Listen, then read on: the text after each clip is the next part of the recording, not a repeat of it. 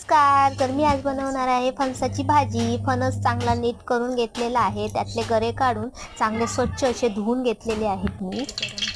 इकडे पातेले गरम करून त्यामध्ये मोहरी, कढीपत्ता फोडणीला घातलेला आहे. कांदा टाकलेला आहे. कांदा चांगला खरपूस भाजून घेतलेला आहे. चांगला खरपूस असा भाजून घेतल्यानंतर आपण लसूण टाकणार आहोत.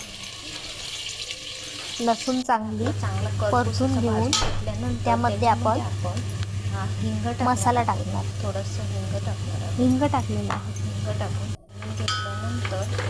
हिंग टाकल्यानंतर हळद, मसाला आणि चांगलं असं परतून घेऊया. त्यानंतर मी सगळे गरे टाकून घेतलेले आहेत. चांगले गरे असे टाकून घेतल्यानंतर चांगलं असं परतून घ्यायचं आणि मीठ टाकून त्याला वाफ द्यायची.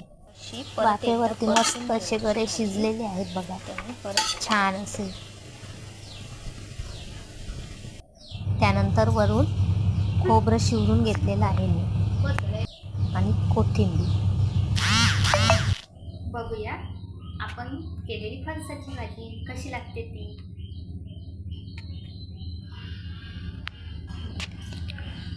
नक्की ट्राय करा. माझी रेसिपी आवडली असेल तर मला लाईक, सबस्क्राईब आणि शेअर करायला विसरू नका. बाय.